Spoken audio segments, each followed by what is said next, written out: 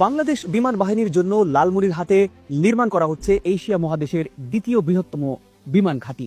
এই বিমান ঘাঁটিটি ভারতের শিলিগুড়ি করিডোর থেকে মাত্র 12 কিলোমিটার দূরে অবস্থিত। ভারতের চিকেন নেকের এত কাছাকাছি বিমান ঘাঁটি নির্মাণ করায় এরই মধ্যে আপত্তি জানিয়েছে ভারত।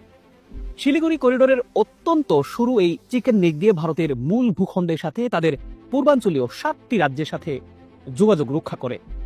বাংলাদেশের কৌশলগত নিরাপত্তার জন্য লালমনিরহাট বিমান ঘাঁটিটি খুবই গুরুত্বপূর্ণ।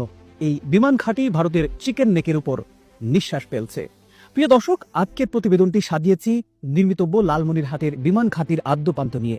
ভারতের দুশ্চিন্তার কারণ কেন, এই বিমান ঘাঁটি নিয়ে ভারতের উপর কতটা প্রভাব বিস্তার করতে পারবে বাংলাদেশ, এসব প্রশ্নের উত্তর খোঁজার চেষ্টা করব। পুরো ভিডিওটি দেখলে জানতে পারবেন